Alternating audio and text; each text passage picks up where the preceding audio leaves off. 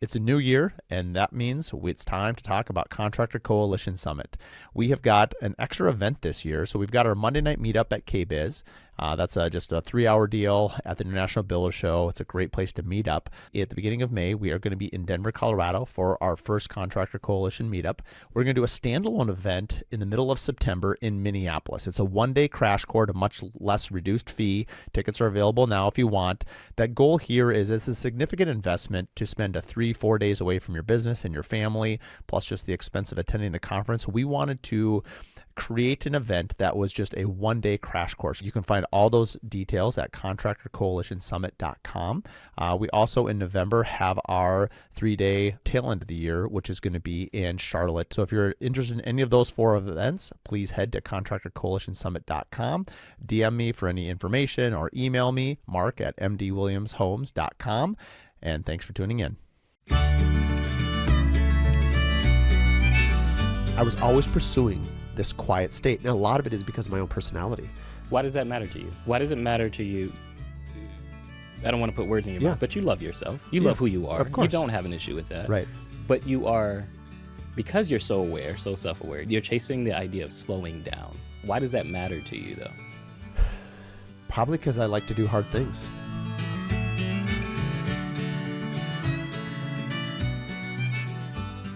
Today on the podcast, we had Jude Charles straight out of Atlanta, flew in for this interview, and we're going to do live road mapping. So today's whole episode is really about Mysa Hus from a director's point of view in trying to get out of me things that I didn't really even know that were there. And so it's a pretty deep episode. I mean, 99% of it is focused on Mysa Hus, our spec home here in Cottagewood. And one of the things that Jude really challenged me on is like, what is the why? Like, we know what the what is, we know about all the attributes, but why?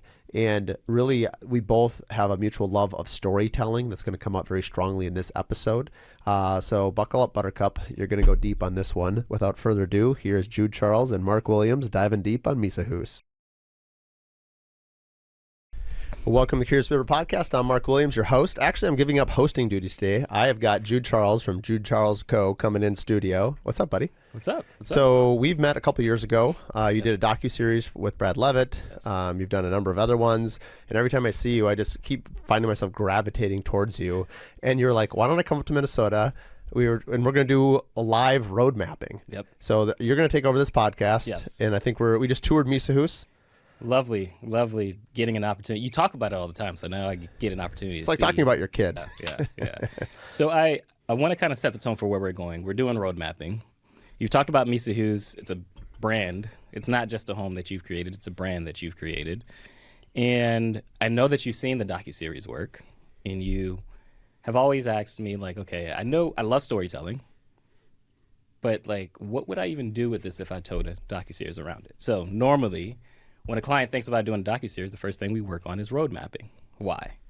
Well, road mapping is about alignment, essentially, right? You know where you want to go. You know where you are now, but how do you get there? How do you use those two things, where you are right now and where you want to go, to get you to where you're going? And so road mapping is that. We create this story around your vision and then document it, right? But we create the plan. It's kind of like when you're building a home. You need the plan before you could ever build the home. You got to know how many rooms is going to be there, how many bathrooms, what do they want, how do they live? Same exact thing with road mapping. Is it equivalent? I've always wanted to write a book. Both, I don't know what I would say, but there's also part of me that wants to write a fiction book. Okay. I like sci-fi fantasy. It's like, I've always wondered, like, do you wireframe out or road map, like, all these characters and all these things, and then you basically create a structure and then fill it in around the story? Yep. I've always wondered how, like, writers write. So. Well, writers usually will create an outline of, like, well, what is this even about? How many characters are going to be in the story?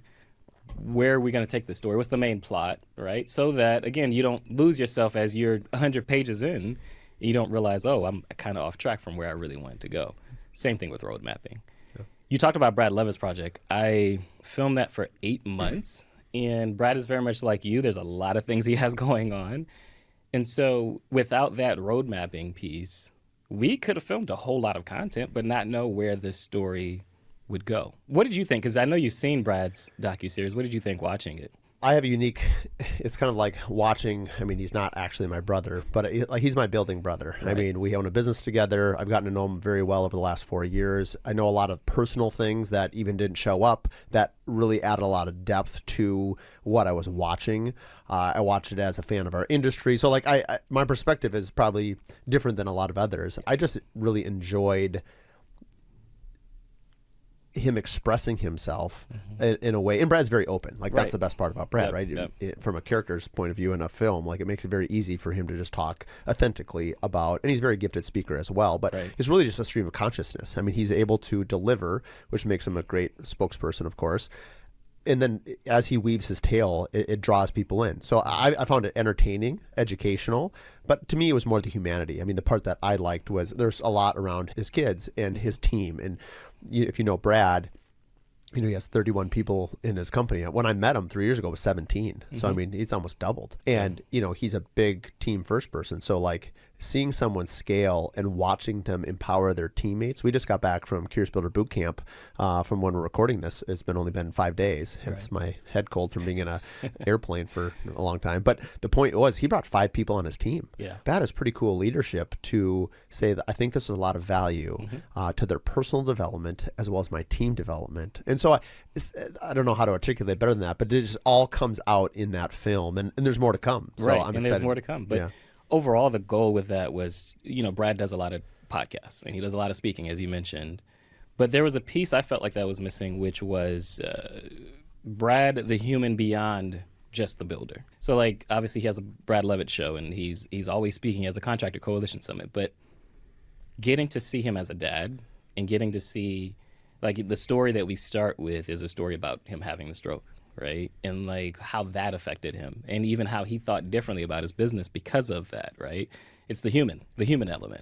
Right. He has his friend and maybe someone who's very open that shares everything, much to my wife's chagrin sometimes, is I don't feel like Brad always shows you all the way the depth to a soul all the time. And I've actually never, this will be the first time he's heard me say this probably, but like, I don't know if that's deliberate, because it could be his personality and that's just totally fine. Right. But as his friend, like I always want to know a little more. Right. I always want a little deeper. And I think the thing that I've enjoyed most about the podcast setting and storytelling is I just like it when people are super real, and some people are very private about it. And there's another gentleman, I won't mention his name because he is very private. And his point being is like, he is happy to have these kinds of conversations. But for him, that is between you and I. And I totally respect that. Yeah. I just want people to be comfortable wherever they're at. And so I felt like that video showed another layer to Brad, to the people that don't know him. And so for that, I was like, okay, this is great. Yeah. It's another layer that allows you to realize this person is really human, right? And Brad said the same thing, that he's just not sure sometimes, when are you oversharing? And we are both lovers of storytelling.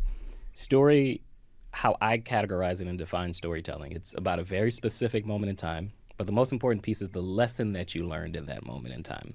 It's like Aesop's fables. It is, right? So like, I'll give you an example. 2014, I went to a leadership conference, and I've always known leadership was important to me. This leadership conference was in Spokane, Washington. So it's the furthest northwest state.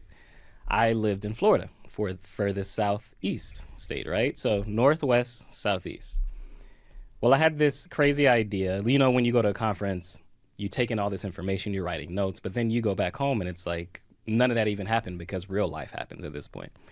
So I had this crazy idea that I would take a Greyhound bus from northwest. This is awesome. I love this. Southeast. This is amazing. Just to download all the things you learned. Just to download, because again, I knew leadership was important. I was 25 years old at the time.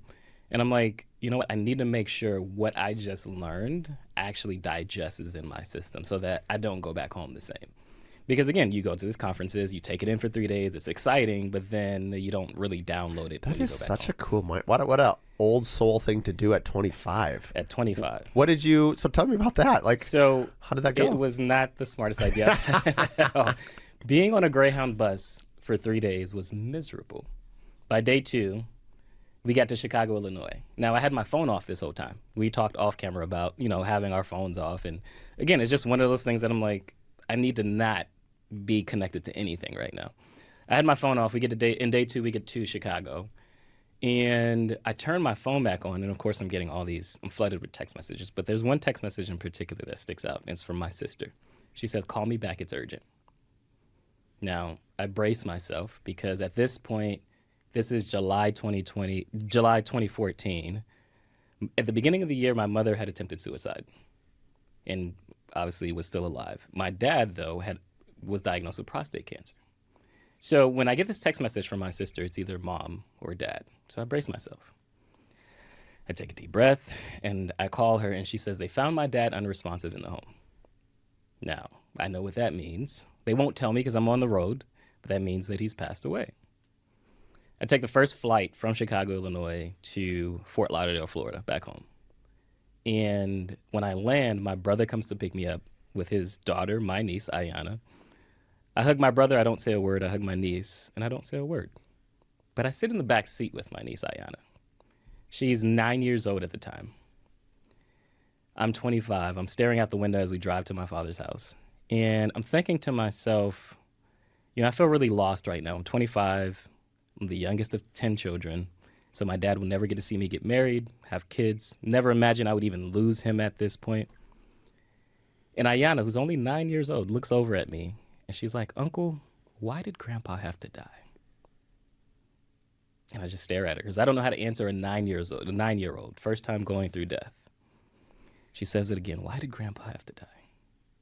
That question rang in my ear as we were making funeral arrangements, trying to decide what to do with his things. And I got the answer August 9th, 2014, as we went to go lay my father to rest. My family asked me, the youngest of 10, to give my father's eulogy. How old was the oldest child? So she's 19 years older than me, so in her 40s, right? Like, I'm not the oldest at all, right? I'm not the oldest male even. But I learned in that moment, going through that leadership wasn't just important. It was leading through difficult moments. Earlier, I told you that my purpose, I figured out early in life, it was at that moment. I figured out that my purpose is to lead and empower entrepreneurs to have relentless courage. Why that's so critical is because I realize entrepreneurs that I work with are coming to me at very critical moments in their life where they need to have a little bit more courage to show up, to tell their story in a different way that allows them to get to that next level. So why did I go down that route? I just told you that whole entire story, right? I told you about a very specific moment in time that I lost my dad. But I told you about the lesson I learned in that moment in time that was so critical for me. It's a very deep story, right? It's a very intimate, vulnerable story. And it's stories like that people think about, well, should I share that? Like, what's the point of me sharing that? For me, the point is, 1, for people to get to know me, but 2, to realize I know my why, I know my purpose. Now, normally, in road mapping, I start with that story. And at the end, I'll say, well, I told you why I know I exist. I told you why I know why I'm here. But you tell me, why did you invest in doing this road mapping session? You're going to spend 3 hours with me going this deep. Why did you decide to bring me in this room? Stories about a very specific moment in time and the lesson you learned in that moment in time. The lesson is what people remember, but the story is what makes it matter. Now, I want to use that to open up with our road mapping session for Mysa Hus. Because I've been listening to you talk about Mysa Hus for a year now. I'm sorry. After Contractor Coalition Summit, the last one in Chicago, you sent me a bunch of information on Mysa Hus. Oh, and we did were you there the day we did the Boundaries Create Freedom? I did, yeah. And the Mysa Hus one with Nick Schiffer and I? Yep. Yeah. I saw the one with Nick Schiffer. You didn't see the night before I did. The night before. You have done podcasts on Mysa Hus with Melissa and with the one most recent Drew with Drew, right? Yep. You've talked a lot about Mysa Hus, and here's where I really want to challenge you, and I want to know the story behind Mysa Hus beyond the tactical why. I want to know the emotional why. Because you've hinted at it, but you haven't really gone deep into the emotional why of Mysa Hus for you. And it might be, I don't want to put words in your mouth, but it might be because you feel like, oh, that's just too much to share. Because you hint. That's definitely not. I'll share anything. But you hint at it, but you don't really go deep into it. I think a lot of times people don't. I mean, Mysa Hus is interesting. I can tell you the whole story. We can dive into it here in a minute. I think for me, as I know I'm a creative person in certain respects, and not in like I look at someone like a Drew Beeson who can do art. Like I can't do art. I guess I'm a creative thinker because I'm always thinking. Like I can't stop thinking of new businesses. I joke that I create 5 businesses between Monday and Wednesday, and then Thursday and Friday I have to tell myself no. And so I'm constantly coming. I like that iteration. I love the dream state. I love forward thinking, and when I get really excited, the easiest person to sell is the guy in the mirror. Nobody can sell that guy like me, and he believes most of the things I tell him. Poor guy. And so, but a lot of times I don't know my why. And it's kind of a journey of self-discovery. It's a little bit, honestly, I'm much better at ad-libbing than I am at planning. So if I have to do a podcast with someone or even like ad reading, like I don't have any aspirations to be an actor, but like if I had to memorize a script, I'd be bad. You know who's good at it? Brad Levitt's amazing at memorizing scripts. I'm terrible. But you tell me to talk about anything and leave it open, I mean, I can shoot with Wyatt Earp. I mean, I can go all day long. Right. And so, but part of it is I'm sort of discovering how I think about it. I think out loud. Okay. And so I don't spend a lot of time in deep meditation. That's why I go to bed in 4 minutes every night. Like I'm out. Like I just don't, that's not actually a challenge for me. And one of the things that we did at boot camp is to have an hour of silent journaling. I did that because that's the hardest thing for me to do. Wow. For me to sit still, for me to be quiet with my thoughts. It's not that I don't enjoy it. I just don't know why anyone does it. and so it's more just like, it's way easier for me to have a conversation with somebody. And I've practiced a little bit on the podcast and monologuing, and I can do it.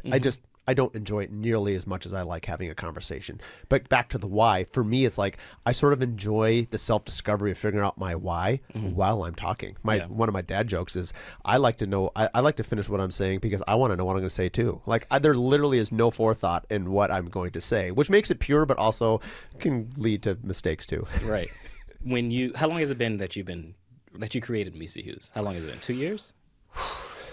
I mean, if I want to get really philosophical, my whole life. But it really started, I mean, the origin story is I haven't done a spec home in 16 years. I did a spec home in 2008, right before the stock market crashed. And I was only 3 years into building. And luckily, I didn't have much to lose because I didn't have much. And so, I mean, I rented out my couch. I slept on the floor. I remember my dad, I've told the story many times. I'll keep this one short because people can go back and listen to it. But my dad was kind of the first person who told me that failure is not a bad word. Like, you know, as soon as that, like, you know, think of a trapeze artist where the net is taken away, where like the fear of failure is gone. That's really when my career took off. And I remember I asked my dad for money, and no one really wants to ask their parents for money because it's uncomfortable. You want to make your business yourself. You think that if you go bankrupt, you're failing. And so for me, I have so much respect for my dad. And someday I hope to be able to do that if my kids ask, because having a kid look up to you and saying no to them when they're in their moment of need, it's got to be a really difficult choice or decision. But anyway, he said famously, no, because I asked him for $30,000 back in 2008. And he said, no, because if you can't fix the problem, the ship's going to sink anyway. So you got to fix the ship. You got to plug the holes. And he said, and then I love this. He goes, what's the worst case scenario? So I'm 25 at the time, 26, whatever. No, 28. And I said, well, I don't know. I guess bankrupt. He goes, and what's so bad about that? And I was like, I don't know. I thought, is that bad? He's like, I don't know. Is it? And he's like, you're gonna sell your house.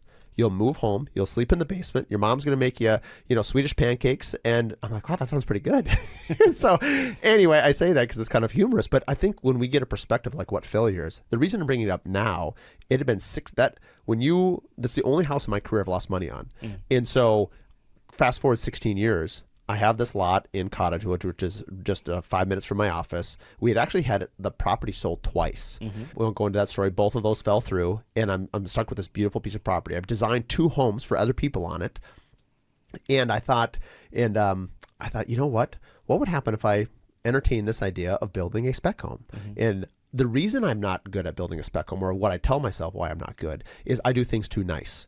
And I fall in love with the project. So I lose sight of the marketplace so I can overinvest. And I'm certainly not the first builder to do this, but that's the main reason why I haven't done spec homes in 16 years. But at the same time, after I'm now in my 22nd year of building, like, I'm a really good builder at what we do. We have an amazing team. Like if I'm building your house, Jude, like I will kill it. Like we do such a good job of really getting into you, understanding your story, pulling it into the house. And that's a really crucial piece. But I felt that and this is just for my opinion, there's other builders that do a good job at this, but I didn't want to just build a vanilla house because that's not interesting to me. It's not exciting. Like, I don't want to buy it. Why? I know I can sell something if I'm excited about it. But if I'm not excited about it, I can't fake it. Like, right. I am what my emotions are right there for everybody to see. Mm-hmm. So if I need to be like in love with this house. And so for me, I needed a story. And that's something the Curious Builder taught me. So this is kind of a story that's sort of woven into Mysa Hus. Mm-hmm. And so I sat down. I knew that like branding is really important. I had considered rebranding Mark Williams Custom Homes because it's just a mouthful. Nobody tells you when you're 23, don't name the company after yourself. I'm like, oh, great. It doesn't fit on signs. It doesn't fit on anything. Maybe a semi-trailer. And so, except I'm not in trucking. So when I was going through that experience, that's really what led me to the Curious Builder. And then my life just could dramatically change, right? And my career too, based on that knowledge. And so I think it was just all these past experiences sort of led up to what would become Mysa Hus. I took all the things that I'd learned from the Curious Builder in terms of branding, relationships, storytelling, and it came in. So before I even started a house, before I came up with the floor plan, I didn't even look at demographics of what would sell. I met with a brand strategist, and Molly Windmiller's her name, and she had helped me with Curious Builder and boot camp and these other things that I'm doing. And I said, Molly, here's what I want to do. I'm a Scandinavian mutt. I've got Lindquist and Lutke's, which is totally Scandinavian names. But I'm German and Swiss and all these other things. And not that it has to identify with a specific country, but like I'm Nordic. Look at me. And so like I love sauna. I love the culture. I love the simplicity. I love nature. I love mountains. I want this to have I was very aware of like branding and storytelling. Like I wanted this house to embody all these natural things that I get energy from. And so she said, tell me what you want. And this next sentence is really all of what happened to Mysa Hus is how I describe this. She said, what do you want this house to feel? I said, I gravitate towards natural sunlight. It's 6 o'clock in the morning. The sun is rising. It's cold. The snowflakes are falling. I have a hot cup of cocoa in my hand or coffee. I've got a wool blanket over me. I'm reading my Bible or a book. I'm looking out and it's just quiet and the snow's just falling. And she's like, that's Mysa Hus. That's what it is. Mm-hmm. And so we didn't know what Mysa meant at that time, but I said, that's what I want this house to feel like. We talked about Maya Angelou's famous quote. My wife uses it all the time. Maya Angelou's going to have to copyright my wife pretty soon about people forget what you say, but they never forget how you made them feel. And our homes have done that for a long time. Mysa Hus is going to do that on a level I can't even imagine. What's the moment that Mysa Hus brings you back to when you were growing up? Like as you walk through that, so you gave me a tour earlier today, right? And this is why I say you hint at it, because you told this one specific story before. I don't know that it's the why story, but you've told this one specific story before on a different episode. And you told it today as you were giving me the tour. What is the moment that you go back to when you're walking through Mysa Hus? I don't even know what the story is, actually. I'm curious what you think it is. If I was to think, I've never thought about it in this term before, but right now, we had a cabin in Glacier Park, Montana for 25 years. And the outdoors have been a big part of my life, skiing and hiking and ultra running and all these things. And like when we sat in the front yard at Mysa Hus, I had that cool timber and it has the sign, like a trailhead sign in Europe where you'd have like this wood sign pointing to like, I did it all kilometers because Mysa Hus is, Scandinavian. So I was like, hey, it's 6,300 kilometers to Stockholm, Sweden, or Glacier Park was on there, oddly enough. And then it's in the colors of the Swedish flag. And so for me, I wanted to create I want a home that's urban. I mean, we're in an urban city setting, if you will, a neighborhood, but I wanted a cabin experience. I guess at the end of the day, I wanted that quiet, off the grid, complete detachment from that serenity. It's so hard to get that full peace and quiet where your mind is calm. There's nothing drawing on your time, or that's why that morning is so important to me. In that those quiet moments, Melissa calls them moments of delight. And so I wanted the house to embody all of that. And all the things that we ended up sort of the philosophy of like picking, we didn't stumble into wellness till about 6 months into Mysa Hus. Well, we can talk about that maybe in a little bit. But for me, it was, I wanted, like I was going up to a cabin in northern Minnesota, off the grid, no phones, like just a silent retreat. And family is super important to me. I grew up without a TV. My parents did as well. And until just a year or two ago, we didn't even have one in our home. And now we just do Friday night movie night, which is fine. I only give that up for perspective because the first house I ever built, I forgot to put a TV in it. I almost couldn't sell the house because my lifestyle is not however most people live. I'm sure I have undiagnosed ADHD. I often joke about it. I don't have a TV, not for moral reasons or any of that stuff. Maybe that's how it was a choice for like my parents' generation. But for my generation, I don't like the distractions.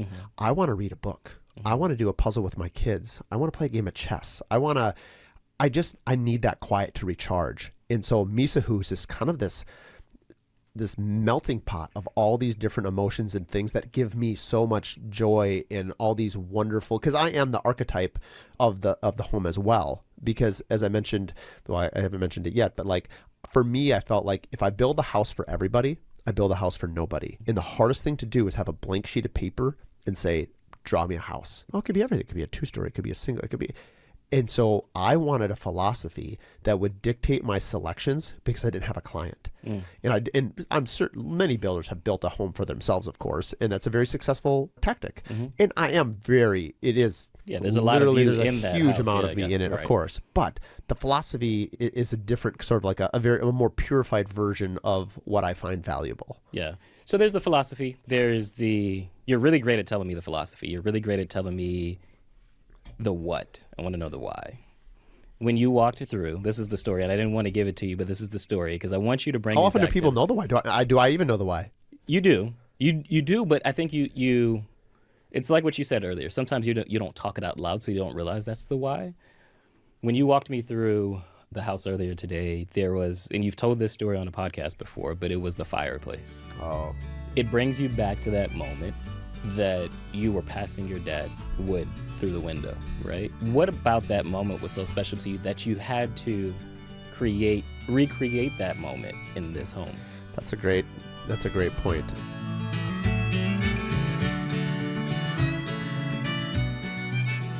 This episode is brought to you by Pella Windows and Doors. I've used Pella for 21 years as the exclusive window company on every one of my builds. When people ask me who I trust for windows and doors, it's Pella, every time. Their craftsmanship, their innovation, the top-tier service make them a no-brainer for any custom home builder or designer who demand the best. Whether you're designing something bold or building something with timeless elegance, Pella has you covered. They're also the only window company that has a lifetime warranty on all of their windows. I've gotten to know all of their people at Pella Corporate, as well as locally here at Pella Northland. I'm proud to call them our partners and our friends. Visit Pella.com to learn more and connect with your local reps today. Also, for more information, you can listen to episode 1, where I interview their founders, as well as episode 109, where we talk about the innovation at Pella. So to frame it for the audience that doesn't know, so when we got into, so the house had multiple levers where it sort of unlocked into new avenues. The wellness, once I stumbled upon like wellness, it's a huge part of my natural personal life. And it wasn't part of Mysa Hus originally. It was about 4 or 5 months into the branding and me talking about it. I iterate out loud. And as I'm getting into it, there was something missing. I felt like there was a burr in the mechanics. There was just something that was just not working. And when we hit wellness, the whole thing unlocked. It was just like yellow brick road all the way. Here we go. And that's really when things started really galvanizing quickly. But the reason I'm bringing it up is Carl, who's the architectural designer on, he's also my neighbor. And Carl's the reason I got into ultra running. And so he was the perfect partner on this project because so much about wellness is our lifestyles. We bike together, we run together. And so he's so talented. And so all these different things are just, it's just like, you can't even make up the story. It just like evolves so that was the way perfectly. And so I could not land the plane on this fireplace. And it was gas or wood. And I must have chosen 5 different wood fireplaces and 5 different gas fireplaces. And when we went into wellness, I thought a lot about what we breathe. And last summer, we had a ton of Canadian smoke fire. And it was like, I was just marveling like, man, what we breathe. I'm amazed at how incredible our lungs are to process all this stuff. And so I was thinking like in a house that is really tight, one of the things that often happens with a wood burning fireplace is they backdraft and you get that black soot on the front. I mean, that's carbon monoxide. That's poison. Like, I don't want that in my air, especially if I'm going to make this house about wellness. I was thinking about it in terms of health. And Carl unlocked this for me. He said, I told him the story that when I was a little kid, we had a home with a wood burning fireplace. My dad is basically unregistered pyro and loves to burn everything. And so every winter he would be outside in a snowmobile suit in this orange sled that would be stacked, 6 feet high and 8 feet long. You'd pull it from the wood pile, and I would be inside. Part of my chores to work with Dad would be I would grab the logs through the window, and then I would put them in the wood box, and I'd sweep up the floor. And it was this. I'm very close to my dad, and I have thousands of stories, but this is one. I don't know why. It was just so clear.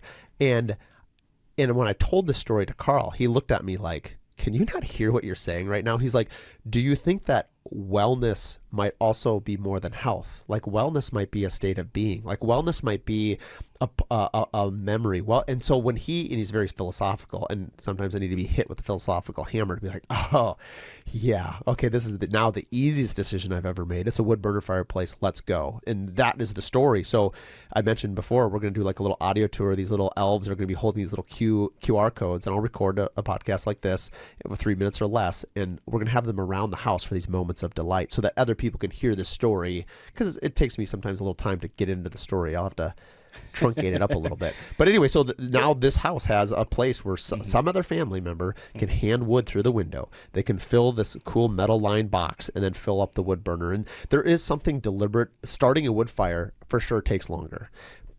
But I think that's the point of this house, is to slow people down a little bit.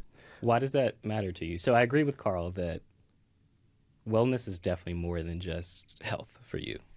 I think it is a state of being. But I'd like to hear more about why. What was it about that moment with your dad that stays in your mind about slowing things down? Probably because slowing things down is the hardest thing for me to do.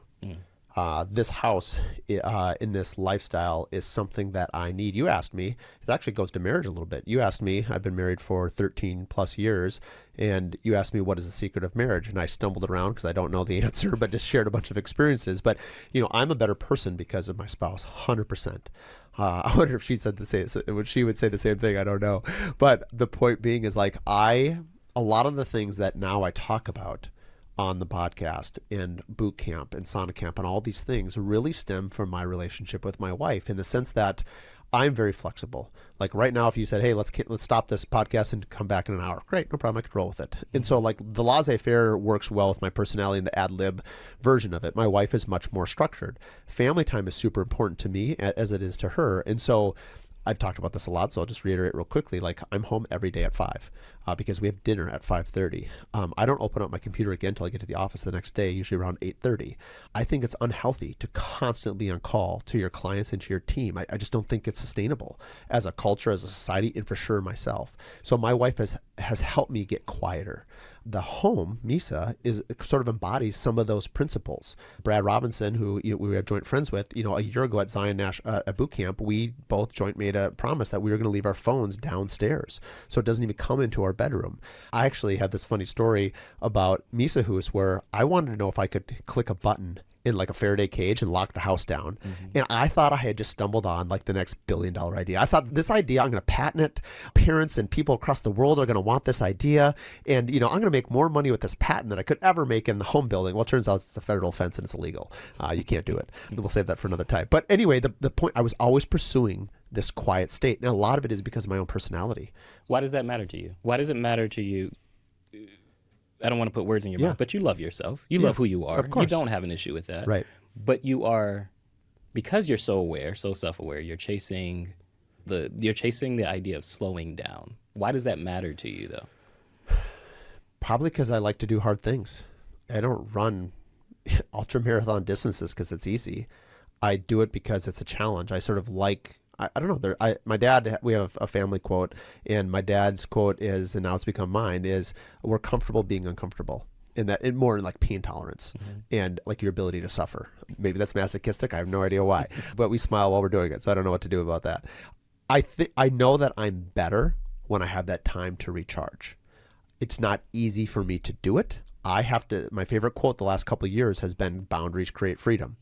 And the point, like, you can't wake up at 4:30 in the morning if you don't go to bed early. It just or you're just going to crack. It's not going to work. And so what is sustainable? And so as I keep getting older and I am around amazing people, or I talk to other people, or I just discover things about myself, like there's freedom in some of those constraints. And so I would love nothing more than to come home and put all of our phones in like a Faraday box and to not touch them again until the next day. I understand that's probably not reasonable to a certain level, but I do think there's a lot of value in it. In the world that keeps getting spinning faster and faster and faster, I don't think it's good. And even if we can handle it and we adapt to it, which we certainly do, we have to take preventative measures to sort of slow life down and enjoy the moment. And if someone was to ask me, how much time do you spend looking in the future? How much time do you spend in the past? And how much do you spend in the present?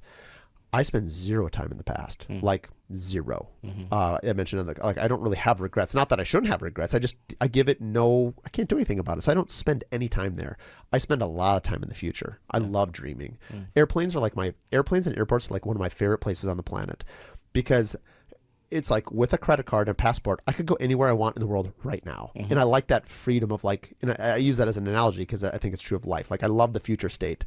I need help being present. And so I think by getting rid of these distractions, and Mysa Hus sort of it helps people, and I hope helps a family, helps me even in talking about it, do that for myself. Because when you're present, when you're present in the moment, what happens? What happens to you when you're present? I slow down.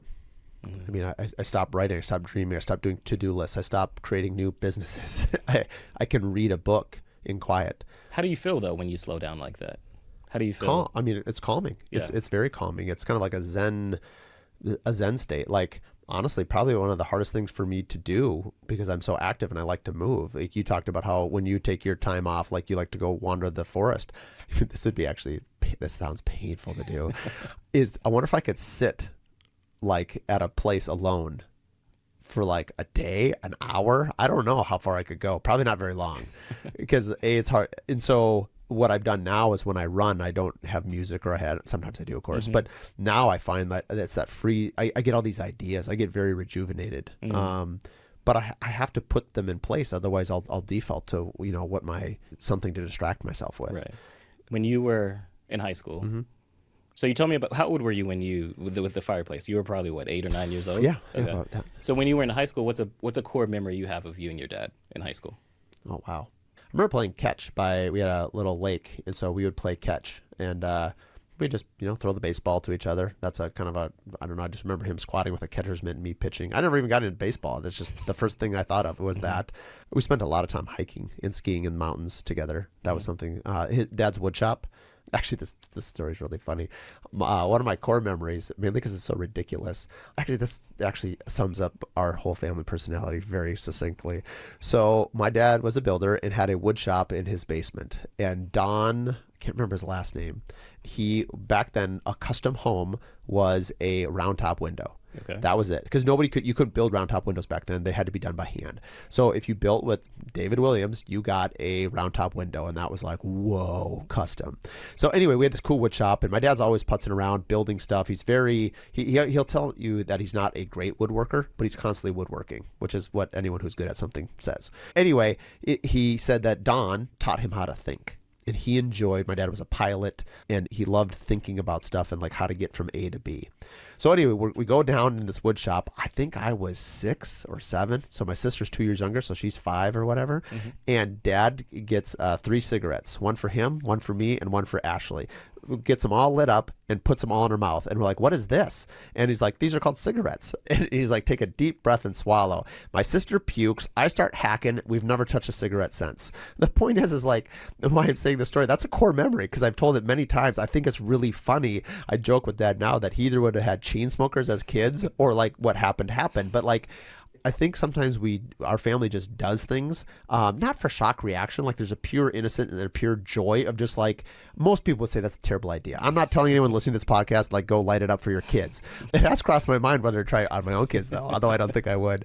But I think trying stuff and failing, like just being creative, just going for it. I think our dad taught us to just be really, don't worry about what other people think about what you do. Like if you're happy with it, if you have peace with it and it brings you joy, that's probably a noble pursuit. So that was 6, 7.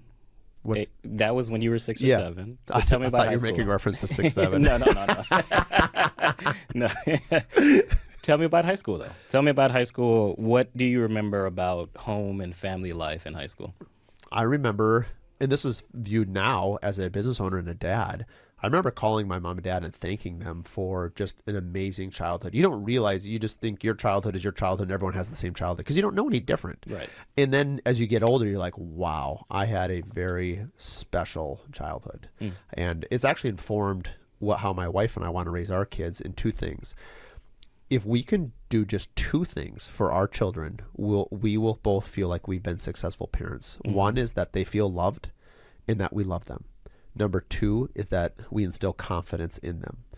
And where that came from is like my wife says, you are just unnaturally happy. I think it's your Scandinavian upbringing. But like my mom is very optimistic, and she's probably even more cheery and rosy than I am.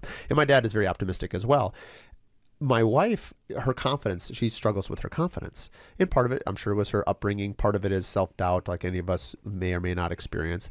And so she feels that a lot of my happiness is tied to my confidence. And confidence can be tricky. I mean, you can put yourself in dangerous situations by being overconfident. So you got to temper everything.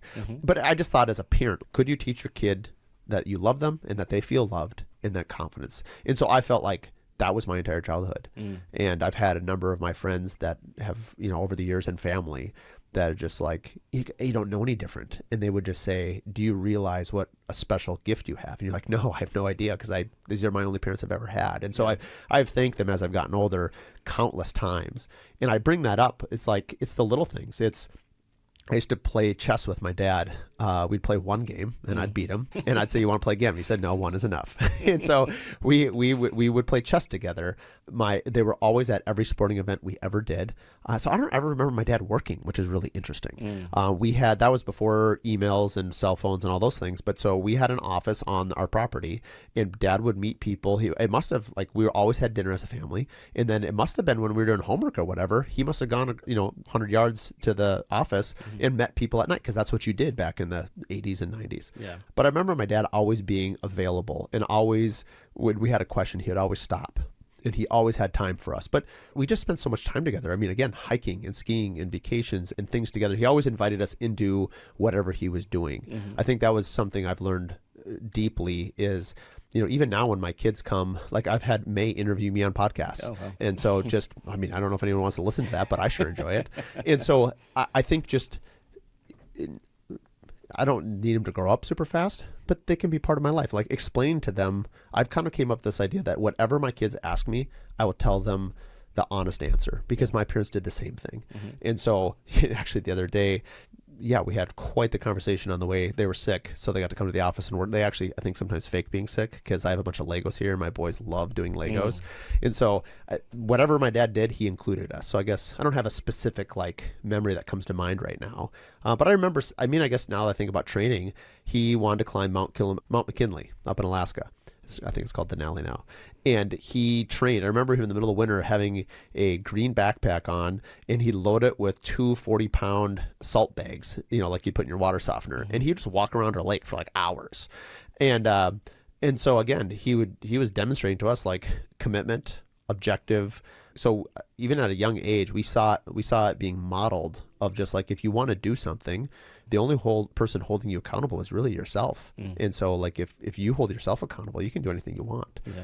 And so so far we've talked about marriage, we've talked about your upbringing, we talked about this core memory with the fireplace. Do you, as you're creating Mysa Hus, and these philosophies are coming out as people are interviewing you and asking you questions on like what matters to you, wellness is a state of being, but is it also for you what love and confidence represents that you got from your childhood? Because you mentioned how much you've appreciated how your parents raised you, but a lot of how they raised you was in that home, was the time that they spent with you.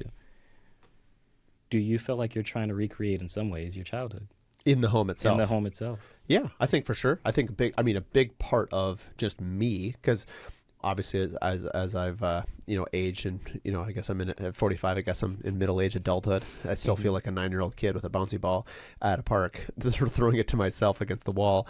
But Yeah, I mean, everywhere I look in the house, I mean, I even mentioned to you the reason that that dining room nook is the way it is because I took myself and like, okay, if I'm up early in the morning, reading the paper, having coffee, I want to sit in like a breakfast nook. I've always wanted a breakfast nook in my own home, and we didn't have enough room in this house, and I didn't want the house. I wanted the house. The other thing is, I didn't want the house to get too big. You know, we live in 3,000 square feet. I'm a family of 5. Our culture, like more. And so it was a very deliberate choice to actually put some constraints on Mysa Hus. It's odd enough that the cost goes up when you go smaller sometimes because now you're like, oh, now I'm going to put more detail into it. But anyway, there's little pieces in the house that have a story. You know, that was another one of them. And I remember maybe that I didn't think about it till just now, but like, you know, every morning when I'd wake up, my dad was a very early riser. And so, you know, I always remember him reading his Bible by the lake windows with a light on when I'd come down in the morning for school. And that was just a childhood memory I always saw. I guess it'd be fun to ask him, like, what age did he start doing that? Because now that I go to bed so early, I wake up. It's like every year I wake up a half hour earlier. Like 2 years ago, I used to wake up at like 5:30. Right now, I'm waking up at like 4:23. Not by choice. It just keeps on. At some point, I'm going to be going to bed at like 5 p.m. and waking up at 1 a.m. I don't know what's wrong with me, but I love those early, quiet morning hours. Mainly because it doesn't take away from kid time. So like all the training I do for running or with the guys that I train with, it's like, you know, I'm home at 7 because every day I wake up the kids, brush their teeth, get them ready for school. So they don't really know that I'm training. It doesn't really impact them at all. Take them to school. I pick them up from school. And so, yeah, I don't know if I answered the question, but there you go. Well, I asked you if you're trying to recreate your childhood, but what I'm hearing is like these moments mattered to you. These were moments that you paid attention to, whether it was handing your father wood, whether it was watching him down in the wood shop basement, whether it was him waking up early to read his Bible. And you're recreating these moments in Mysa Hus. We're getting to the core of why. Why does all of that matter to you? Like you said earlier, slowing down, but what is it that matters to you so much about slowing down that it has become a philosophy of the Mysa Hus house or the Mysa Hus project? I think it just represents, the house represents all these things that have meant a lot to me. I mean, essentially, Mysa could be Mark. I mean, now that I think about it, when you say it that way, I mean, like literally the house is me, or what I aspire to be, because I'm obviously not all those things all the time, but I would like to. It's aspirational. And I think home builders in general are aspirational. So are designers. Like we are creating spaces that we aspire to help people live a better, whatever their values are. We hope to create a space that they can have their best lives, their best memories. And so we're very aware of that. I think I hope we are as home builders, as remodelers. We affect people's homes. It's super intimate. You know, a lot of times on the podcast we talk about the things we struggle with, meaning like, you know, difficult homeowners or difficult situations or just liquidity and finances and all these things that every entrepreneur has to deal with.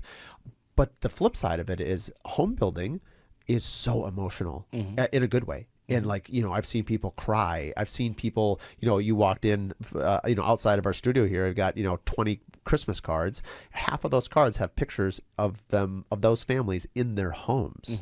And it's really, I don't know, a home builder that wouldn't look at a Christmas card if they see that family in the home that they built, wouldn't feel something, in their heart. Like I had a part to play in that family's life. They might never know it. The kids might, sometimes they have kids obviously after you have built their homes. And so I don't know, we impact people more profoundly than most industries.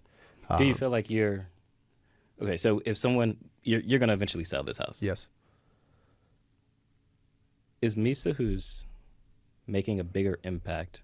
Not taking anything away from the clients you've already built homes for, but this is your personal thesis of life that is implanted in this home. Do you feel like you're making a bigger impact with Mysa Hus? Great question.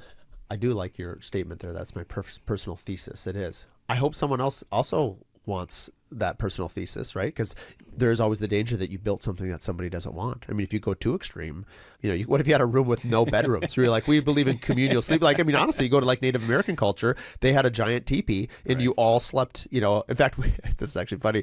One of the gentlemen that came on Curious Builder Boot Camp the second time, on the first time when we went to Zion, we were as a glamping situation. We had all these individual tents. He thought we were all going to sleep in one tent together. I'm like, I'm impressed you paid $5,000 to come to this, thinking we were all going to bunk up with each other, buddy. But I'm saying that is like, I think you still have to be mindful of the market. Like well, I don't feel like historically I've been great at it. Yeah. I'm better at creating something that's artistic and an expression that's really unique. And I was so dialed in onto the story because I feel like I don't ever want to talk about price. I don't want to talk about even product, although it sounds like I'm good at talking about those. I want to talk about the story because I feel like the story, the goal is that by sharing so much that's so personal, it's going to latch one of those stories, hopefully put some hooks into your heart.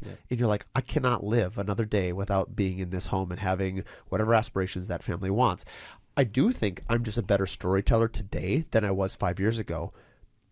I'm a better builder today too. That being said, we've done really good work for a long period of time. So a lot of the things that we're doing in Mysa Hus, we've done for a decade or more. And it's just, I'm better at talking about it now. And so I think the other thing too is it's sort of freeing. The idea was to have the philosophy, the filter of Mysa Hus, and we're still developing. I mean, the other thing is it's still iterating. Literally about every 30 days, I'll get a new idea, and it'll somehow, we're not done iterating on what Mysa Hus is. And that has been why I'm so excited about it, is because when you're with something that's live and evolving and changing, I mean, I joked today when I left, like I patted it like it was a little kid. Like it's literally like watching, a kid like grow and change. And like I look back even a year ago at, Simon, I'm like, wow, has he changed in a year, my middle son? And so how have you changed since working on Mysa Hus? Good question. I'm not sure I want to build a house again that doesn't have a story.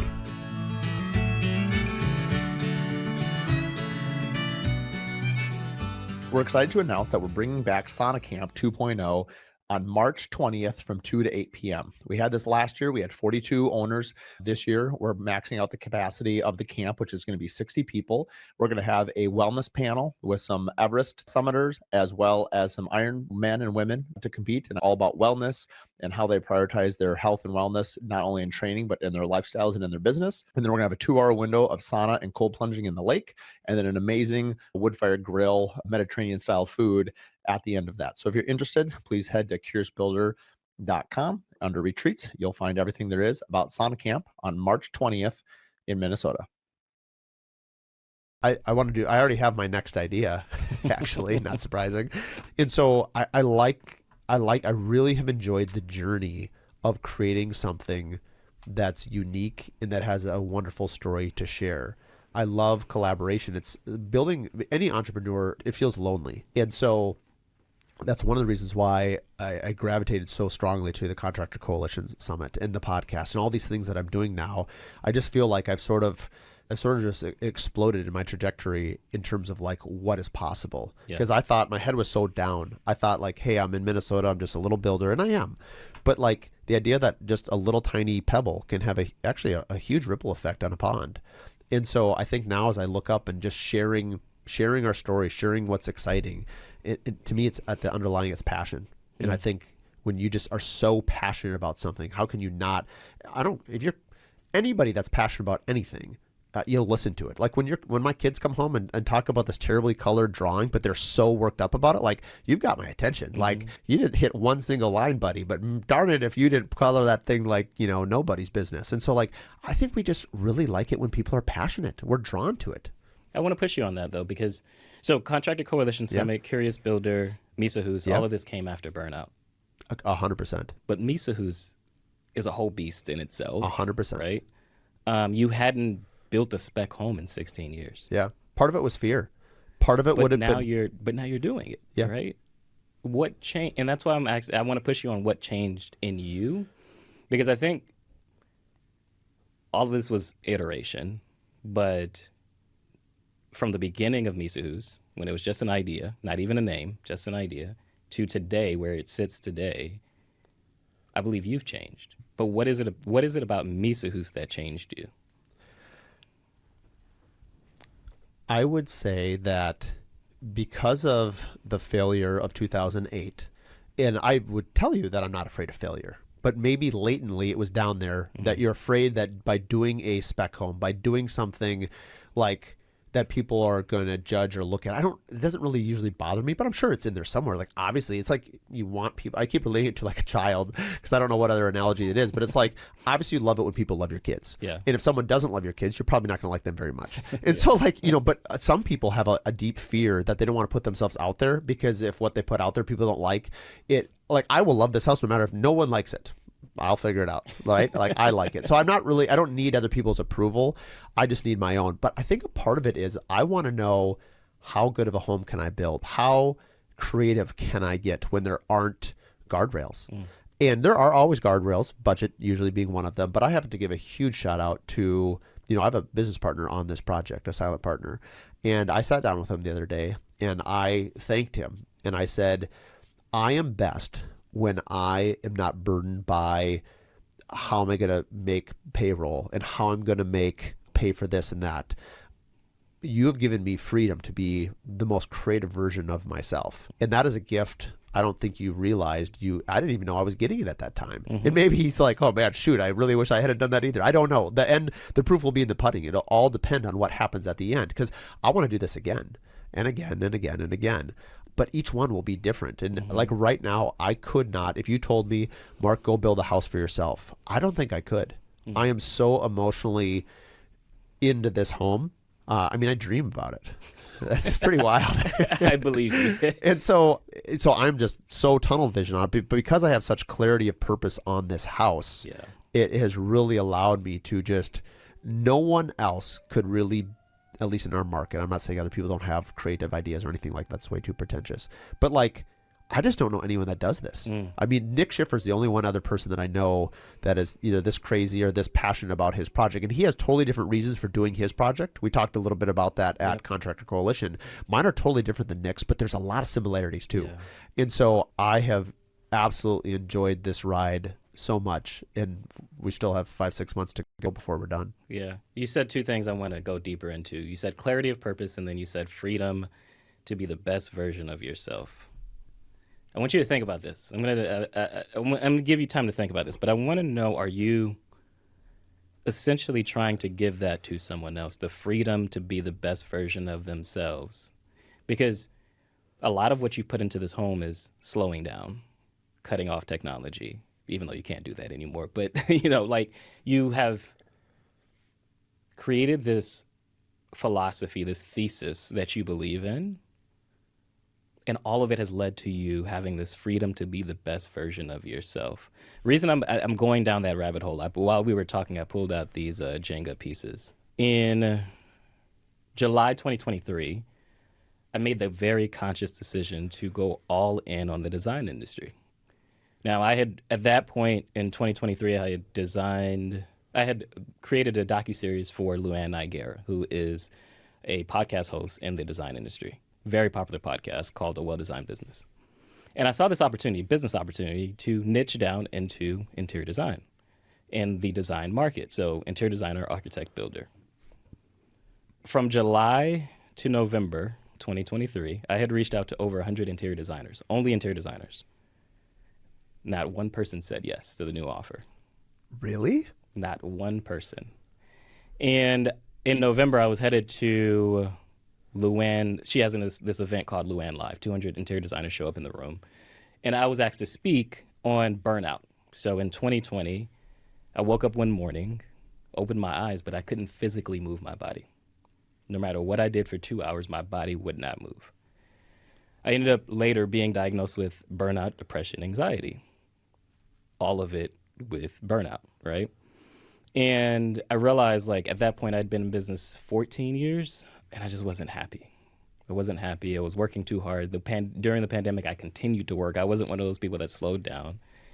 And so I was looking for something different. And so when I found the design industry, I got really excited because I'm like, I'm working with Luann Nigera. Everybody loved her docuseries. She had a big docuseries premiere. So even after hers aired, you had 150 people that you interviewed? After hers aired, yes, 100 people that I asked. What? Yes. Some of them I had already known that had said to me, hey, I want to work with you. But then when I came back, gave them the offer, and everyone in their own way said no. So I go to Luann Live, and I'm speaking. But when I get there on the first day, What I wasn't prepared for is many of the people that told me no were there. So I'm walking through the hallways and I'm saying hi to people and I'm like, that name looks familiar, that face looks familiar. And I realized this is this person that's told me no. Rejection was easy on a Zoom call, right? But now having to face them and so many in the same room, I was just like, what is this? So I almost didn't speak at the event. But I have this in my phone, I have this folder, I have an iPhone, and I have a photo album that's a confidence folder. So it's anytime someone has given me a compliment, testimonial, that kind of thing, just to remind me on those days I have imposter syndrome, which one of those days was that day. I read through that, I pray, and then I remind myself of my purpose, to lead and empower entrepreneurs to have relentless courage. This is a moment I need courage, but I only need to show up for the one that needs it most in the room. So I do that, go to speak on the second day, and I do this exercise called the Jenga exercise, which is why I pulled out these pieces. The Jenga exercise is, you know, when you play Jenga, you take out the piece, you put it back on top. Played it last night with my kids. Perfect. Well, the way that I do the Jenga exercise, because in burnout I had to learn this, I pull out the piece, but I never put it back on top. So on the pieces are words that are written like, stop creating a new website, or start maintaining control, or start speaking, start sharing your story, stop hustling. There's all these starts and stops that we need to do. The point of the Jenga exercise is that when you pull out the piece, don't put it back on top. And so I pull out, I think when I do the exercise, I pull out 12 to 14 pieces. There's 54 pieces in a Jenga set, but you pull out 12 to 14, and what you realize, the structure still holds. You didn't need all the pieces. There's 3 last pieces that I leave to the end. There's core values, courage, and I forget the third C. There's 3 C's. But courage, I always leave last for the person that I feel like in the room needs it most. Always changes who that person is, different what I'm looking for, but I'm just intuitive about, okay, who needs this in the room? Well, while I'm giving this talk at Luann Live, there's an interior designer in the room sitting towards the front who is crying uncontrollably the whole time I'm giving this speech. And normally I throw the pieces. So I'll ask people, hey, who needs to, start maintaining control or start speaking or start sharing their story? And so they'll raise their hand and I throw the piece. It's very interactive and engaging. It keeps people interested, right? Few black eyes. A few black eyes, yes. Hey, you in the back. So this lady that I see crying, I don't want to draw attention to it. So I hold on to this last piece called courage. And at the end, when everyone stands up and claps or whatever, and it's the end of my speech, I go walk over quietly and hand it to her, hand her the courage piece. And so about 5-10 minutes later, she comes up to me and she's like, I don't know how you know I needed this, but I needed this so much right now. Life has been crazy, and I don't feel like I can continue on, but this is the piece I needed to continue on. I was so worried about people saying yes to this new offer that I have. I was so worried about, can this business even continue? And what I discovered more was purpose. Another iteration, another example, another piece of evidence that who you are matters more than what you do, right? For me, that changed everything in how I approached this docuseries for the design industry. Because when you look at a Brad Levitt docuseries, or you look at Luann Nigeri, you look at any of the other interior designers that I've worked with, I am trying to show who they are more than what they do.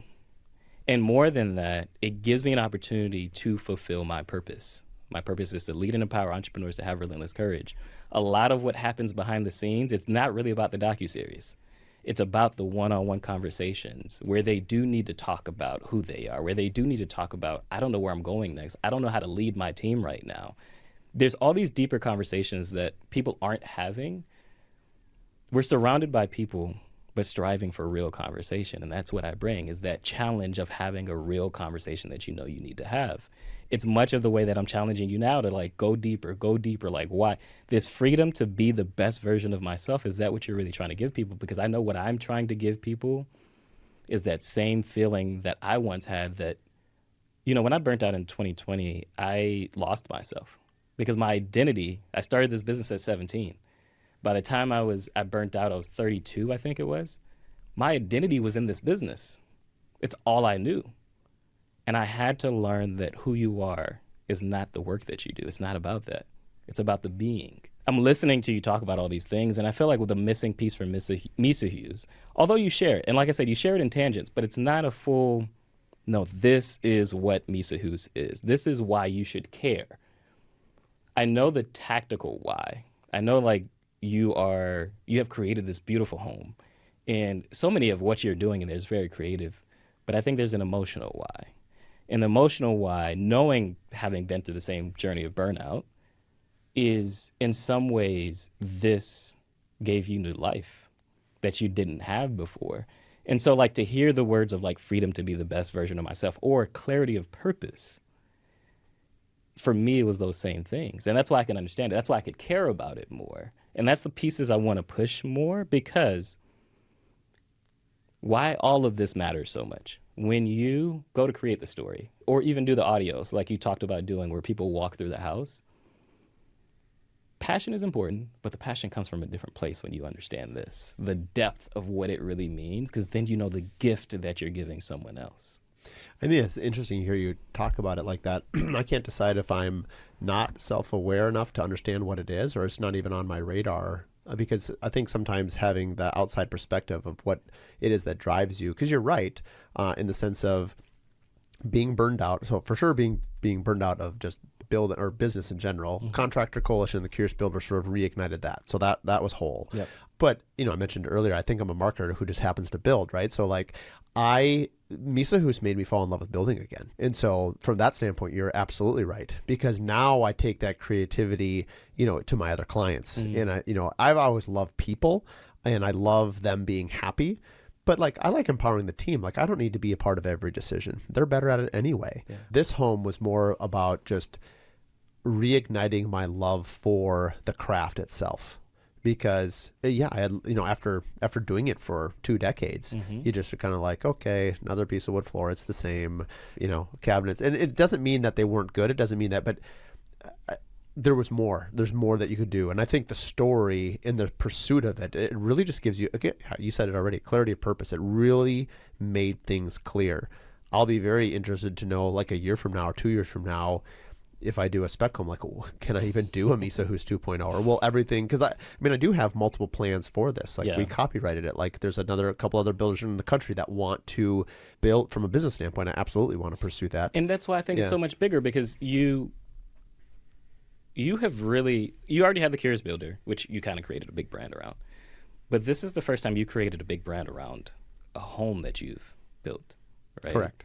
To the point that you are licensing it potentially to other builders so that they can build homes, just like the Mysa Hus philosophy, not even just like the Mysa Hus house, but the philosophy of it. I'm less concerned about the actual house, because it could be a different builder, a different architect, a different designer. I would like the philosophy, which I'm still figuring out. Like, honestly, I feel it's not hypocritical, but I guess we use the term imposter syndrome all the time. Like, I speak about it on the fringes because I still don't know what it is yet. I'm still discovering. Like when you're pushing, and I love it, but like I'm not sure. Like we're squeezing this lemon, and I'm not sure what else is left in there because I'm still figuring out what it is. Yeah. And so like this other builder that we're going to do a partnership deal on, I said I need to get through the home because I want it to be of value to you. Yeah. But I honestly don't even know what it is yet. I haven't had time to stop and reflect. I'm still in it. Like, I'm at mile 30 of a 50-mile race. Like, I've got a long ways to go yet. And while we're downhill sledding at this point, there's still a lot going on in the home, and it's still evolving. And the one thing that I love about building homes is that the end is always as aspirational as it is in the beginning. There's nothing quite like reality. Yep. And when the house is actually done, there's going to be a moment where I'm sure I'll go have coffee there, because like, well, I can't. I joked like I can't afford my own work. Like I'm gonna want to go stay at the house. Like I'm gonna do a dinner event for like 10 people where it's cooked. Like I want to have. And I want to do it also for myself. Like I want to hire a chef. I want to have like a sommelier. Like I want to have, and then, maybe 10, 12 people that I think might want to buy the house. Like do a very unique curated dinner party where someone serves you in potentially your future home. But like, I want to be a guest in my own home because I want to see what it feels like. I don't know, until you live in a house and feel like it. I'm excited for that moment. Or sitting in the backyard. I mentioned this old grandpa thing I had at boot camp is like, I want to sit like in the backyard and have hundreds of people at the house, like just going, wow, look at this, and just like mingling, or just maybe they don't even know what they're doing. There will be a deep satisfaction in seeing people experience the home or touching it and feeling it. That will be a wonderful thing to witness for me. Have you tried doing that already? Meaning, because a thought I had as you were walking me through the house today is like, have you sat back to appreciate where you even are right now in building this definitely home? Not. Because this was just an idea. And we're both faith-based men, right? This was a lot for two other families that it didn't work out for whatever reason. Oh, sure. I see what you mean. Right? This was a lot that two other people looked at and were like, they started the process. You started design work. And then they were like, nope, we changed our mind. And now you've got the lot. And this house is almost done. Like, you're only 5-6 months away. That's not that far away. It'll be here before you know it. Yeah, my PM would like a few extra months. But have you sat? So the reason I'm asking that, I actually just had an experience like that. Really felt like an outer body experience. I won't go into the long drawn out story but I created this new docuseries called Breakfast with Jude. And Breakfast with Jude is, I know it now, it is the work I was called to do. Like, it took 20 years to get there, but it was the work I was called to do. The thesis of the show is, or the docuseries is, the messy middle of ambition. So it's much of everything that I've kind of talked about, but I bring people in the design industry around a table to talk about this messy middle that they're going through. So I recorded the first episode in Connecticut, January 10th. Amazing. That's kind of year? Of this year. So this is brand new. Very brand new. I'll tell you the short version of the origin story. So origin story is that I went through a bad breakup in January. January 5th, my girlfriend broke up with me. January 7th is when I did the podcast with Brad, and then Brad ended up becoming a client, right? And in the design industry itself, my business kind of took off. And I couldn't reason in my mind, why was I going through this bad breakup, but the business is doing really well, right?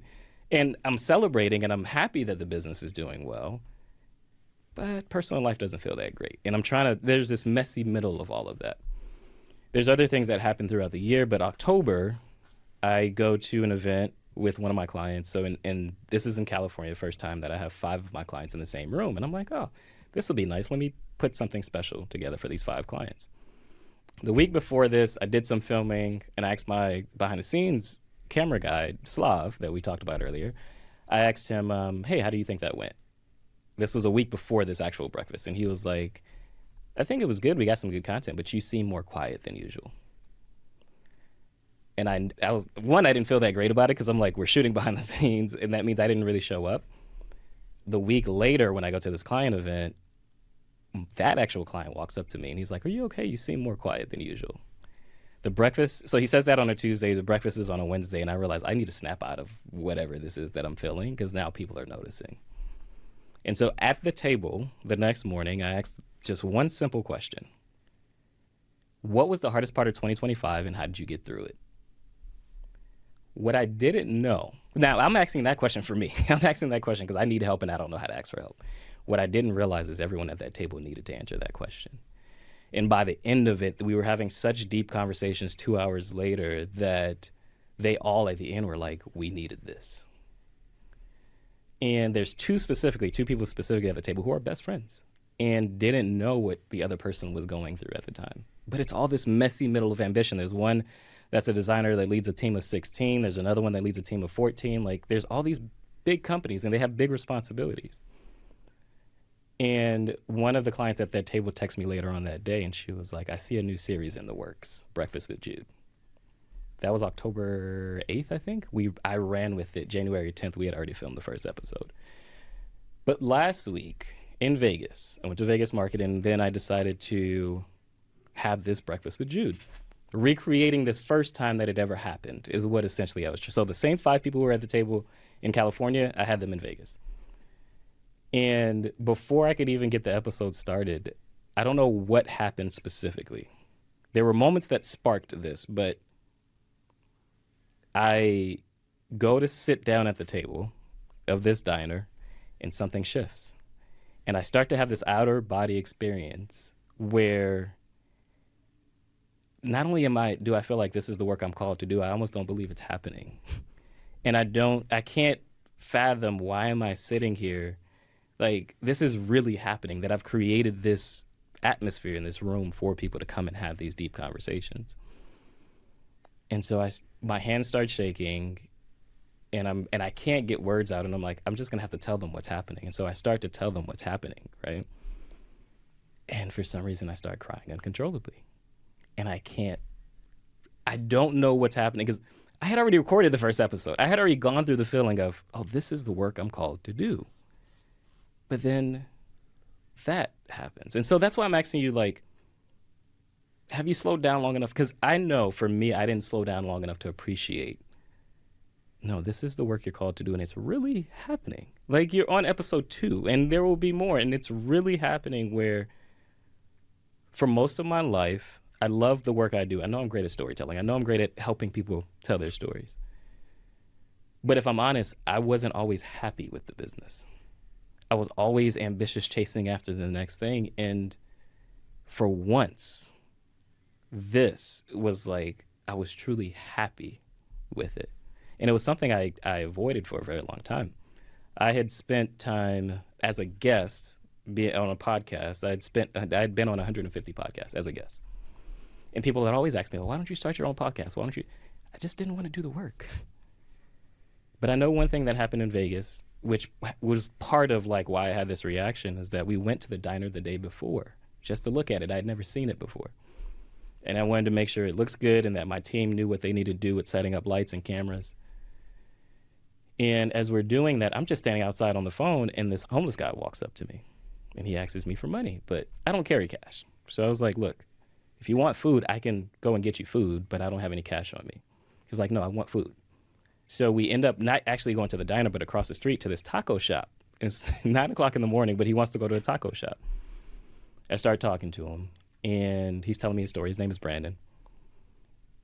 And he's from Chicago, makes his way to Vegas. He's not married, doesn't have any kids. But there's one piece that he tells me that really messes with my mind. He tells me he's 37 years old. I'm 37. And in that moment, I feel like I'm looking at myself. And I'm thinking to myself, we weren't even supposed to be at this diner the day before. What are the odds that I run into this homeless guy? And running into him, I'm asking him like his story, and this is his story. And I realize this whole time, everything that I've been doing is so much bigger than me. That what I needed to let go of is being selfish and thinking, oh, I don't want to do this podcasting docuseries thing for myself. But people need it, right? When we slow down to appreciate, and not even appreciate all the time, but just to connect the dots of like where you are right now, where you've been, there's so many things that had to go right for that to happen. And sometimes wrong, like going through burnout. But like, can you appreciate the journey of that? Can you see, like, stop and look and realize Mysa Hus was nothing 2 years ago. It's just an idea, just a thought. It wasn't even a name 2 years ago. But now it's almost done. The fireplace that you once dreamed of, that you experienced as a kid, will be in this house. The thing that was complicated to create is created in this house. All the crazy ideas you've had over time is in this house. I'm walking you through all of that because what I think people need to experience is that. I think the details is great, and that will have its time. But what people need to experience is the heart of what you've created. And that's why I'm asking you, like, have you slowed down to think through all of that? Because passion is important, but I think what I connect with is Mark. And knowing, like, because I had very much somewhat of the same upbringing. My dad was in construction as well. He didn't own his own business, but he was in construction as well. And what I appreciate about the way that I was raised is what my parents did for me when they didn't have anything. And so, again, I'm going through this whole entire journey with you because I want you, road mapping is about alignment, but it's also about how do you, when you get that alignment, how do you then share that with other people so that this purpose, this clarity of purpose, this freedom that you've now experienced actually gets implanted into someone else. And now you get to give that gift to someone else. That gift of freedom, of clarity, of like, yes, I went through this long 20-year journey, but now I'm really happy in what I'm able to do. So much that it's going to be a national thing done for other people, even if you haven't figured out completely, but there are other people who are going to create the Mysa Hus projects based on your philosophy. That was just one idea. Yeah, I mean, to answer your question, I definitely have not got to the point where I've stopped and considered, and I probably won't till I'm done. And then I'll have to make a mental note to stop and reflect on it. And I think, as I mentioned before, the hardest thing for me as a personality thing to do is to stop it and to reflect. It's just I'm in motion. That's where I'm my best. Okay. But it's also where I'm most comfortable. So I'm fine with doing uncomfortable things. And so sort of being pushed to reflect on it. I had two stories that come to mind. One was, I can relate to your story very well because I feel that I was able to achieve that through the Curious Builder brand. Specifically, oddly enough, each iteration leads to another one that is like, so boot camp, we just had it. I received the nicest compliment I've ever received from a person, maybe except for my mom and dad, which I couldn't actually tell you what it was, but I mean, I've got to believe they had one. But this person wrote about the Jeffersonian dinners that we talked about and seeing people and how they connected. And he said, whatever led you to be who you are and to do all of these things that you're doing through the Curious Builder brand, specifically getting people together and creating these environments where people can be this really, he's like, I believe that's a God-given ability that only you have, and you should realize how special that is. And I remember seeing this comment, and I'll tell you offline who this person was because you know him, and I was just like, that is like the nicest thing anyone has ever said. It was like so deep. And yeah, I have not experienced that in the form of Mark Williams Custom Homes or Mysa Hus yet. Hearing you talk about it, that also was never my aspiration. Like neither one. I had no idea what I was doing. It's kind of like the dog chasing a ball and finding five more. It's like I'm just chasing the ball in front of me. I'm not that smart. And so it's like seeing how it impacts people. I mean, I'm aware of my own, for lack of a better word, charisma and passion. Like I know I can get people excited about things because when I'm excited, you're going to get excited. I'm really good at eliciting emotion, but it's real. It's authentic. Like I honestly feel that way. And so I do get a lot of laughs, and I like to make people laugh. So, my design team is very well aware of my passion and my ideas. And sometimes it can be fatiguing. I mean, honestly, I'm a lot for a lot of people, including people on my team. And so it'll be very interesting to see when we're done what they experience out of it. And Melissa Oland, the interior designer on it, I chose her very specifically for this. I've known her. She used to be a wedding photographer, and she took pictures of May, my oldest, when she was a baby. And so we have kind of a shared story. But like hearing compliments or observations from her is just really interesting because she's known me for quite a while. And so it'll be interesting to see how it affects people. And some people are probably like, whether they listen to this far into the episode or not, they're probably with us. But the point is like some people, this will go over their head. Like it's just a house, but some people will be like, wow, we can feel. Right. And this house is for those people. Yeah. And honestly, I hope everyone enjoys it. Like there's really, I have no judgment, and I do 100% agree with you. And it's a fine line between pouring yourself out into something and wanting people to partake of it, but not having your self-identity in it, that if it's not accepted, you collapse. Right. And thankfully, back to my mom and dad, love and confidence. Like I don't really lack either one of those departments. I will be fine if people don't love this house. Right. Like obviously I want people to love it, but I'm not doing it for them. Right. I'm doing it because it's a manifestation of myself and all the creativity, and I'm offering it to the world and saying, hey, this is kind of fun. I'm kind of creating this. It's like, what's that, Harold and the Purple Crayon? Remember, did you ever read that as a kid? No. It's a very famous kid's book. Okay. I'll get it and mail it to you. And but I don't know why I'm thinking about this. But basically, whatever he can create on the crayon becomes a real thing. So he creates a spaceship, and then he flies away. And so it's like, anyway, this creativity thing. Yeah. So anyway, I'm curious to see where it goes, and even the next ideas. And like, I won't stop innovating because this process has been what I enjoy. And I'm sure the end destination, I've learned so much. But in the partnerships, seeing we have 35 brand partners on this deal. I never in my wildest dreams, I learned all that through the Curious Builder. So again, all of these things, I can see now why when you're older and you're more experienced as a business owner, like why a lot of success comes in those years, because you're using all of these things that have happened to you in your life to create something. You kind of have to go through that failure cycle that losers are winners. I mean, you have to do a lot of losing in order to kind of get, this great idea. Yeah, but you get there. Yeah, eventually you get there. I want to, so normally this is 3 hours. So we're not going to do 3 hours, but I do want to wrap up the point of like why all of this matters, right? So normally when I work with a client, we do road mapping. We will go through 3 different phases. Dramatic clarity, which is where we spent a lot of time today. Dramatic clarity, dramatic demonstration, and then dramatic leverage. Did you come up with all these words, or is this like a philosophy that you follow? Like you have a very like well thought out, like I love this. Well, I've been doing it 20 years, right? Okay. And so dramatic demonstration is what before Breakfast with Jude, is what I called my life's work. There are these 5 dramatic demonstrations that I look for in every story. So there's behind the scenes, live illustration, like Jenga pieces, social proof, transformation, and unique mechanism.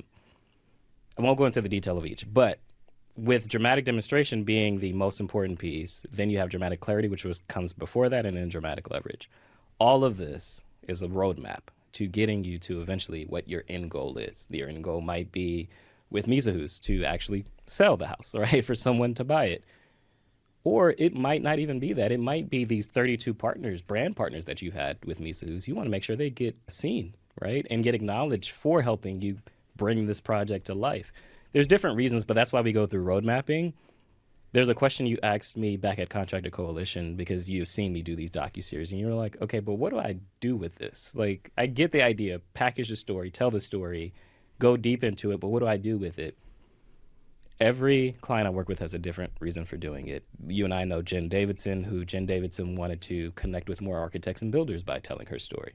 That's why she has a 6-part docuseries. Brad was different. Brad wants to get to higher level homes that he's producing for clients. He works on these really creative, sometimes massive projects, but it takes a long time to get there, to even get the client to trust you. That's what this docuseries does. He sends that docuseries to clients to leads before they ever become a client, right? And then there's another interior designer that I'm working with right now. She used to work, her name is Lauren. She used to work at a plumbing showroom before she became an interior designer. And she worked there for 6 years, now has run her interior design firm for 13 years, but she wants to get back to creating products for plumbing industry. And now this docuseries is a better introduction to that, to her telling her story of, one, the credibility that she has, but also how she sees these products being created, even though she hasn't created them yet. Everyone has a different purpose. But this docuseries gives a better introduction that opens the door to these opportunities, rather than passion, or rather than you not being able to package this story in a way that makes it compelling to someone. Like, why should I care about this? Like you said, some builders might look at this and think, okay, great, you built a home. Like, you did a spec home. Cool. Whereas others might look at it and think, they might not be thinking about the spec home as much as, like, they might be thinking, I'm going through that journey now where I've kind of feel like I'm not really happy doing this building business. Mysa Hus could give me, or the brand, whatever that brand is, could give me that fire again. That is definitely something, I didn't think, that's not why I'm doing it, but that is definitely one of the top things that I hope happens. That Mysa Hus is me, because we've already just spent the last hour and a half talking about all these things that, I'm not saying no one could have created Mysa Hus, because Mysa Hus is just a word, but like how I've done it, how I've created it. I'm unique. I'm myself. So no one else could have done it exactly how I did it. Doesn't mean someone else can't do a Mysa Hus however they want, in whatever brand they create. Or I love the idea that maybe people could use this to get the best version out of whatever they're excited about, whatever they're passionate about. And I hope that by having you on talking about, I didn't know much about road mapping, and I'm just so intrigued by, I'm always curious about how this works. I'm like, what do I do with it? Because like what I really need is an endless budget of money just to do all these amazing things, because like, I love the journey. I love learning from my peers, from you, from other people that I'm just like, I don't know what they do, but I'm guessing people have said this to you. You have a magnetic quiet about you. I'm very loud in people's faces, right? So it's like they hear me coming. I'll be at the airport and be like, oh, we heard Mark, like down the road. But like you have tell me if you've heard this before, but I feel like people are drawn towards you. Do you feel like people like are attracted to you? Yeah. And I think if I was to articulate it, I think you have this quiet, confident, very safe, like deep, and your voice is kind of like honey on warm bread, so that helps. But you have this engaging way that people feel very comfortable around you, which obviously makes you perfect at your job because you're asking people a lot of questions. Yeah, what you said to me before is I could have been a good CIA interrogator. Oh, you'd be. They would just tell you everything. You wouldn't even have to like drug them up or like waterboard them. You'd just be like, "Tell me your life story." It's interesting. I never really liked my voice, right? Yet I've realized over time. That's part of the purpose, too, is to lead and empower entrepreneurs to have relentless courage with my voice. But it's your cadence. Yeah. And it's your delivery. And there's so many little intricate things that go in. Some people, you just want to talk to them. You are one of those people, for sure. Yeah. Thank you for having me on. I want to, like I said, I wanted to make sure to help you with Mysa Hus because I love the idea. I think what's been missing is that emotional why. The why that really draws people into care about it in a way that goes beyond just the project itself. Because I think what you've created is more of a personal thesis than just a home. It is Mark Williams and the way that Mark Williams lives that can go beyond you just being a builder. It goes into Curious Builder. It goes into the Curious Collective as well, right? Or boot camp, right? That for me, the hardest part for some people to understand is not so much, the docuseries doesn't matter as much as like what you do with it after, right? This project that you're working on, it matters, but so what happens after is what matters a lot more, right? Because you will sell the home and you will have a family that lives in there. And it will be because of the philosophy that you've created. That wood-burning fireplace is not in many homes. It's not done in many homes today. But you were like, no, this had to happen. This is what I wanted. And your team helped make it happen. It'll be interesting, actually. Tell me if you think what your thoughts on this are. When you train for, 2 years ago, I trained for a 50-mile race. And so it was my Misogi. It's a Japanese term for like your one thing. Mm-hmm. And my 2 one things last year was Mysa Hus and the 100-miler. That's a separate conversation. But the 50-miler, I trained like 8 months for it. And I did the race. It was great. And I enjoyed the journey. So it wasn't just about the destination. I enjoyed the journey. But for the next 2 or 3 months, it was like this hollow feeling. Like I accomplished my goal, but I didn't realize that there was this huge letdown. And when I trained for the 100 last year, I didn't have a letdown. Oddly enough, I actually didn't complete my goal either, because at mile 66, actually the town we were finishing in was burning. So it was out in Oregon. The wildfires went from 800 acres to 18,000 acres. Wow. So they pulled us off the race at 10:30 at night. But I had zero regret, zero remorse. So there was no letdown after that race. But I had also learned that lesson that I wasn't, if you focus too much on one thing, when you achieve that one thing, you drop up too much of your self-identity in it. Right. And there's a cliff. It's not sustainable. Yeah. I haven't thought about it until you just said this. When Mysa Hus sells, I predict that there'll be, I'll try to combat that, but I bet there's going to be part of me that's like, now what? But how could I already have the now? Yeah, maybe. We'll see. Because you've made it this brand that goes beyond just the project that sits here in Minnesota. I think you already have that. And I think that's also why it drives you so much more, is because you realize, I not only get to complete this, but I get to continue this. This is not just a moment. I mean, we are actually right now in the middle, speaking of Molly Windmuller, she told me to, maybe this, I'm better at talking than I'm at writing. I think she told me to write a bunch of Mysa Hus stuff down. Maybe this will qualify Molly. I'll send you this. But I want a soft pivot, Mark Williams Custom Homes, so that basically all the homes that we build going forward really are around wellness as well. They don't all have to be me. I don't know yet on the brand iteration of like how to, that's why I need a brand strategist to help me sort of work out that road mapping of like, now my marketing director, Leah, had an interesting comment yesterday. We were in a meeting downstairs and she said, I think that Mysa Hus will be more successful than Mark Williams Custom Homes. And I think you can sell Mysa Hus and what you're doing with it, where Mark Williams, I don't think you can, which is, I've often said that, like, I have a job, not a business. Like Brad has a business, right? He's he's much better at scale, and it's not something I've been good at. I need to now, I got to wake up and figure out a way to make my business so it is sellable. But she's probably not wrong that now if I have kind of this guiding principle around Mysa Hus, can I kind of do this soft pivot? I mean, who knows? Maybe Mysa Hus is what maybe there is no Mark Williams Custom Homes in 5 years from now. Maybe Mysa Hus is just what I am. I have no idea. I mean, who knows what the future will hold? Or maybe it'll be the next deal I'm holding up my sleeve. Maybe it'll be that one. I don't know. Well, I'm excited to see it because what you've done with Mysa Hus is it's inspiring. It's inspiring because even seeing the presentation at Contractor Coalition Summit, like it really was, although it's been iterations, it's a really well thought out idea. Like people have had to pull it out of you, but Yeah, it's really well thought out. And you were intentional about, no, this is going to be a brand. Like you started with a brand strategist before you ever actually built the home or even did the design plans for it. You were like, no, this is going to be a brand. So it's inspiring to watch what you've been doing. 45 White Oak is the same thing, right? With what Nick has done, and it hasn't been done in this industry. And now you guys are doing it, and that's inspiring to watch. Yeah, no, I appreciate it. And kudos to people that can help, even you doing this interview, like pulling it out because it's in you. It's a little bit like doing an interview when I am usually the interviewer when I'm interviewing other people. You want them to give more. Right. I had this like out of body experience where I was sort of appreciating the fact that you're trying to get more out of me, but I didn't know how to get it out of me. And I was like, this is what people feel like when I'm like, give me a little more, give me a little more. Like I don't know what they want. Right. What you gave me a lot, and I think. Like I said, I want to push you to, there's two things you said that at least stick with me. It's freedom to be the best version of myself and clarity of purpose. As human beings, we search for that. We don't always vocalize that we're searching for, but we search for that freedom to be the best version of ourselves and what that looks like.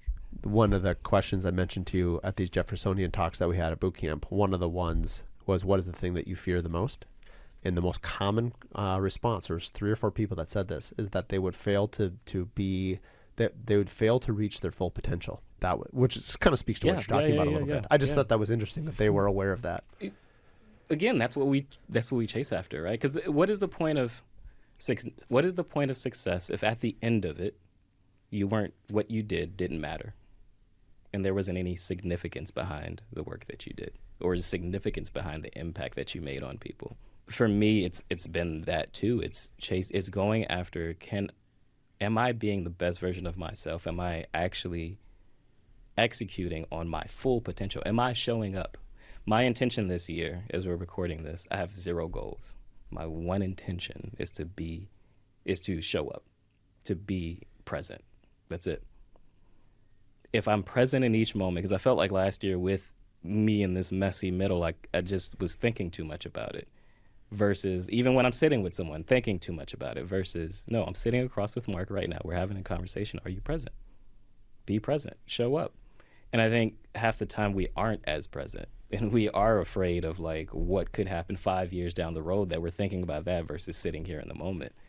And so, yeah, that's why I know that there was something deeper, and that's why I wanted to pull it out of you, because I feel like knowing part of your journey, no, there's something different here. Like this is a different Mark than even 5 years ago, or even 2 years ago before you ever started this. And it's because of this project. I love that intention. Now it's going to make me think about. Well, I love that because I think that's why we also gravitate towards deep, thoughtful conversations, or we like those really deep ones, because when you're in a really deep conversation, there's no chatter out here. No, you're not thinking about what's for lunch or what's next or an email. Like, and because this has been at least for me anyway, like I think for me, it cuts out all the chatter of, let's say, ADHD or all the other things, right? Because you are super focused. I think one of the superpowers of having a lot of, this is probably the hyperactive side of, is that you can, when you are full beams on, like it's a lot of full beams. There's a lot of light coming out.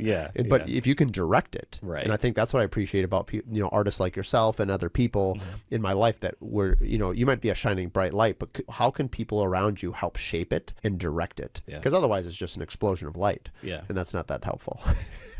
Well, hopefully this was helpful. This was super helpful. Thanks, audience, for tuning in to another episode of The Curious Builder. If you want to find out more about Jude, we'll have everything in the show notes. And thanks for coming on, buddy. Cool. Thank you. Thank you for having me on. You're actually the first guest. Well, that's not true. I was going to say the first guest that's flown in. You're definitely the first guest that has flown in, and I picked you up at the airport. I'm taking you back to the airport. There's other people that have flown in, but thank you for making the journey up. In person is always just... Yeah, it's so much better. So much better. Yeah, it's a lot better. Thank you for having me on.